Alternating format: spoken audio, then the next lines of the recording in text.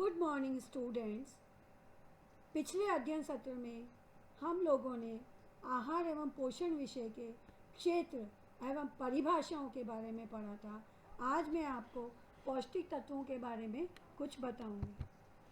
पौष्टिक तत्वों को शरीर में उनकी आवश्यकता के हिसाब से दो भागों में बांटा गया है, मैक्रो एवं माइक्रो न्यूट्रिएंट्स। मैक्रो अर्थात अधिक मात्रा में शरीर में उपयोग में लाए जाने वाले पौष्टिक तत्व ये हैं कार्बोहाइड्रेट, वसा, प्रोटीन एवं जल, तथा माइक्रो अर्थात सूक्ष्म मात्रिक पौष्टिक तत्व ये हैं विटामिन एवं खनिज लवण। कार्बोहाइड्रेट हमारे शरीर में ऊर्जा का मुख्य स्रोत है और आहार का 60 से 80% ऊर्जा केवल और केवल कार्बोहाइड्रेट से प्राप्त होती है।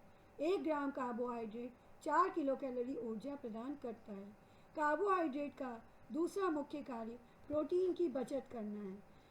शरीर में कम से कम 100 ग्राम कार्बोहाइड्रेट की ज़रूरत प्रोटीन का उपयोग करने के लिए होती है। 1 ग्राम प्रोटीन से भी 4 किलो कैलोरी ऊर्जा प्राप्त होती है। कार्बोहाइड्रेट का एक अन्य कार्य शरीर के अवयवों के रूप में कंस्ट्रक्शन अर्थात निर्माण का भी काम है। शरीर में उपस्थित तंत्रिका कोशिकाओं की तंत्रिका तंतुओं की माइलिन शीट का निर्माण गैलेक्टोज नामक कार्बोहाइड्रेट के द्वारा होता है। प्रोटीन हमारे शरीर में निर्माण का कार्य, ट्रांसपोर्टेशन एवं परिवहन का कार्य, संग्रहण का कार्य तथा शरीर की विभिन्न जैविक क्रियाओं के नियंत्रण एवं नियमन का कार्य करता है। बॉडी बिल्डिंग के रूप में प्रोटीन शरीर की प्रत्येक कोशिका का हिस्सा है, हार्मोन का निर्माण करता है, एंजाइम्स का निर्माण करता है तथा शरीर के प्रतिरक्षा तंत्र एंटीबॉडीज़ का निर्माण करता है। ट्रांसपोर्टेशन के रूप में विभिन्न अवयव प्रोटीन के साथ बंधकर ही कोशिकाओं में शरीर में एक हिस्से से दूसरे हिस्से तक पहुंचाए जाते हैं, जैसे ऑक्सीजन एवं carbon dioxide gases oxy haemoglobin एवं कार्बोक्सी हीमोग्लोबिन के रूप में रक्त के साथ परिवहन होती है। वहीं वसा लाइपोप्रोटीन्स के रूप में, आयरन ट्रांसफेरिन के रूप में, वसा विलेय विटामिन, वसा में घुलनशील विटामिन प्रोटीन के साथ बंधकर शरीर में एक स्थान से दूसरे स्थान तक पहुंचाए जाते हैं। इतना ही नहीं, शरीर से उत्सर्जित किए जाने वाले उत्पाद जैसे कि यूरिया, यूरिक अम्ल एवं उपापचय से बनने वाले अन्य उप उत्पाद भी मूत्र एवं पसीने से बाहर प्रोटीन के साथ बंधकर ही निष्कासित किए जाते हैं। विभिन्न पौष्टिक अवयवों का शरीर में संग्रहण भी प्रोटीन के साथ बंधकर ही होता है, जैसे आयरन फेरिटिन के रूप में, वसा में घुलनशील विटामिन यकृत में प्रोटीन के साथ जोड़कर ही संग्रहित होते हैं। रेगुलरिटी फंक्शन के रूप में शरीर में रक्त के पीएच को कंट्रोल करना एवं अम्ल क्षार के नियंत्रण का कार्य भी प्रोटीन का ही होता है। वसा हमारे शरीर में ऊर्जा का मुख्य स्रोत है, हमें भूख से संतुष्टि प्रदान करता है। कोशिका झिल्लियों में फॉस्फोलिपिड्स के रूप में शरीर निर्माण का कार्य करता है, विभिन्न कोशिकांगों की सुरक्षा का कार्य करता है, शरीर के तापमान को नियंत्रित करता है। वसा में घुलनशील विटामिनों के स्रोत के रूप में काम आता है, आवश्यक वसीय अम्लों के स्रोत हैं, प्रोटीन की बचत करते हैं। जैसे कार्बोहाइड्रेट ऊर्जा प्रदान करके प्रोटीन की बचत करता है, वैसे ही वसा भी ऊर्जा के मुख्य स्रोत के रूप में काम आता है और प्रोटीन की बचत करता है। इतना ही नहीं, घी एवं तेल के रूप में वसा विभिन्न खाद्य व्यंजनों को पकाने में काम आते हैं और इन व्यंजनों के टेस्ट एवं सुगंध में वृद्धि करते हैं, जिससे ये खाने में स्वादिष्ट एवं पौष्टिक लगते हैं। जल हमारे शरीर का 55 से 70% हिस्सा है। शरीर निर्माण का मुख्य काम केवल और केवल जल के द्वारा होता है। विभिन्न अवयव जल के रूप में घुलकर ही शरीर में एक स्थान से दूसरे स्थान तक पहुंचाए जाते हैं, अतः जल पौष्टिक अवयवों को घोलने का काम करता है, विलयन के रूप में काम करता है। विभिन्न शारीरिक तरल, पाचक रस, आंसू, रक्त, लसिका इत्यादि भी जल के द्वारा ही निर्मित किए जाते हैं। शरीर में तापमान के नियंत्रण का काम भी जल से बने रक्त एवं लसिका के द्वारा ही होता है। विभिन्न हड्डियों के बीच में उपस्थित जल स्नेहन के रूप में काम करता है और जल इस प्रकार हमारे शरीर की विभिन्न अंगों को घर्षण से बचाता है। शरीर के अत्यंत नाजुक जैविक अंग जैसे कि हृदय, फेफड़े एवं मस्तिष्क दोहरी झिल्लियों से कवर्ड रहते हैं और उन दोहरी झिल्लियों के बीच में जो जल होता है वो शरीर के इन अंगों की सुरक्षा का काम करता है और विभिन्न चोटों से बचाता है। विटामिन्स दो प्रकार के होते हैं, वसा विलेय विटामिन एवं जल विलेय विटामिन। ये विटामिन्स ऐसे अमीन हैं जो शरीर के लिए ज़रूरी हैं, वाइटल है, जैविक हैं और इनकी प्रकृति अमाइन नेचर की होने के कारण ही इनका नाम वाइटल अमीन अर्थात विटामिन्स पड़ा।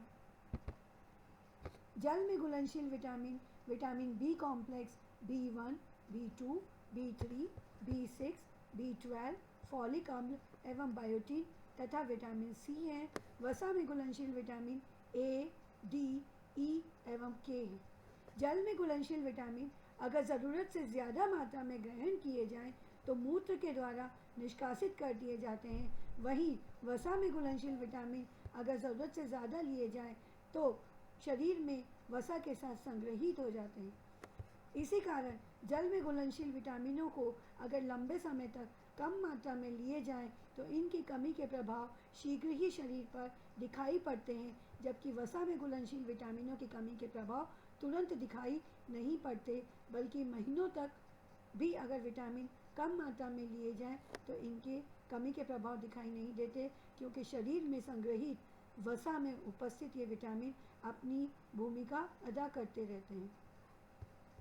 चूँकि वसा जल विलेय विटामिन शरीर में संग्रहित नहीं हो पाते, इसीलिए अगर ये मेगा डोजेस के रूप में अधिक मात्रा में लिए जाएं तो इनका शरीर पर कोई दुष्प्रभाव नहीं होता। They are not toxic. वसा विलेय विटामिन शरीर में इकट्ठे हो जाने के कारण अधिक मात्रा में ग्रहण किए जाएं तो शरीर में संग्रहित होते जाते हैं और लंबे समय तक मेगा डोजेज अगर हम उपभोग में लेते रहें तो ये टॉक्सिक प्रभाव छोड़ते हैं। विटामिनों के सामान्य कार्य निम्न प्रकार से हैं। विटामिन ए शरीर की स्किन हेल्थ, सामान्य त्वचा की स्वास्थ्य एवं दृष्टि के लिए ज़रूरी है। विटामिन डी एवं विटामिन सी हड्डियों एवं दांतों के निर्माण के लिए ज़रूरी है।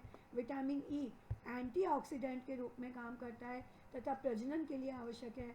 विटामिन के चोट लगने पर, दुर्घटना होने पर बहते हुए रक्त के थक्के के निर्माण के लिए ज़रूरी है। ब्लड क्लॉटिंग के लिए ज़रूरी है। विटामिन सी विभिन्न चोटों को, घावों को भरने के लिए और विभिन्न प्रकार के जीवाणु एवं वायरस से संक्रमण के लिए ज़रूरी है। विटामिन B1, B2 एवं B3 विभिन्न सह एंजाइमों के घटक के रूप में काम आते हैं तथा कार्बोहाइड्रेट, वसा एवं प्रोटीन से ऊर्जा मुक्त करने में मदद करते हैं। फॉलिक एसिड एवं विटामिन B12 रक्त कोशिकाओं के निर्माण एवं लाल रक्त कणिकाओं को परिपक्व करने के लिए आवश्यक है। जब हम बात करते हैं खनिज लवणों की तो इन्हें भी शरीर में आवश्यकता के आधार पर दो भागों में बांटा है। बृहत मात्रिक खनिज लवण calcium, phosphorus, magnesium, sodium, potassium, chlorine एवं सल्फर तथा सूक्ष्म मात्रिक खनिज लवण लौह लवण, आयोडीन, मैंगनीज, कॉपर, तांबा, फ्लोरीन, जिंक, कोबाल्ट एवं मॉलिब्डेनम। बृहत मात्रिक खनिज लवणों की शरीर में कुछ ज़्यादा मात्रा में मिलीग्राम्स में आवश्यकता होती है एवं ग्राम्स में, तथा ये शरीर में कुछ ग्राम एवं किलोग्राम तक संग्रहित हो सकते हैं। जैसे कैल्शियम एवं फास्फोरस हड्डी एवं दांतों के रूप में कुछ 1200 ग्राम अर्थात 1 किलो 200 ग्राम तक शरीर में संग्रहित रह सकता है। वहीं सूक्ष्म मात्रिक खनिज लवणों की शरीर में सूक्ष्म मात्रा माइक्रो एवं मिलीग्राम्स में आवश्यकता होती है तथा शरीर में इनका संग्रहण भी कुछ मिलीग्राम एवं ग्राम्स तक ही होता है। खनिज लवणों के सामान्य फंक्शन निम्न प्रकार से हैं, जैसे कैल्शियम, फास्फोरस, मैग्नीशियम